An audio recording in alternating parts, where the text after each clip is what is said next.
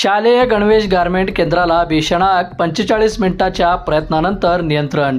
शहरातील साखरपेठ परिसरातील स्वास्तिक मिठाई समोरील गल्लीत आज सायंकाळी सुमारे 6:30 वाजण्याच्या सुमारास शालेय गणवेश तयार करणाऱ्या जुन्या दुमजली गारमेंट केंद्राला भीषण आग लागल्याची घटना घडली. या आगीत मोठ्या प्रमाणात कापड व तयार गणवेश जळून नुकसान झाल्याची प्राथमिक माहिती समोर आली आहे. मिळालेल्या माहितीनुसार सैपन सगरी यांच्या मालकीच्या रेडीमेड शालेय गणवेशाच्या केंद्रात अचानक आग लागली. परिसरातील नागरिकांनी धूर व ज्वाळा दिसताच तात्काळ अग्निशमन विभागाला कळवले. रविवार पेठेतील मुख्य अग्निशमन केंद्र जवळ असल्यामुळे अग्निशमक दलाच्या 2 बंबांनी तातडीने घटनास्थळी धाव घेतली.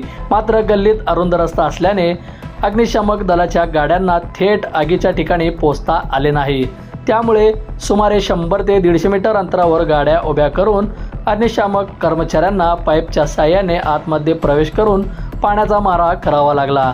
गारमेंटमध्ये मोठ्या प्रमाणावर कापड साठा असल्याने आगीने काही वेळातच रौद्र रूप धारण केले.